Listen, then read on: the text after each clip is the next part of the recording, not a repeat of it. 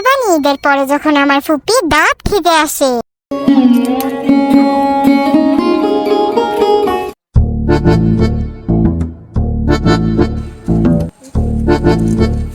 আম্মু আজকে তো খুব রেসিপি কি রান্না করছো?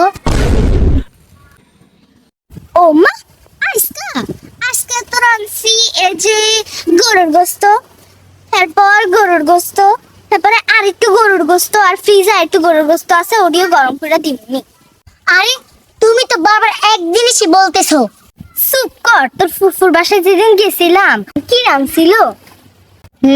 যেমন ননদ তেমন তার ভাবি। ফুপি, আমার ফুপিটা কই? কাকড়ি কই গেলি? আপা আপনি আয়া পড়ছেন, আইয়েন খাইতে আইয়েন। খামু পরে, আগে আমার কুরবানি গোশত দে। আপা রাখছিল আপনার গোস্ত ফ্রিজেই আছে। ফ্রিজে রাখলে হইব? আমার গোশত আমার দিয়া দেন, আমার ফ্রিজে জায়গা আছে।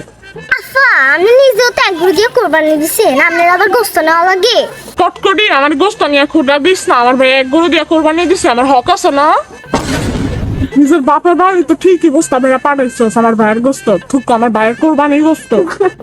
না আপা, আমার বাপেও কোরবানি দিচ্ছে, আপনার ভাইয়ের গোস্ত নেওয়া লাগতো না। ওই সে খাওন দে কটকটি। চলেন।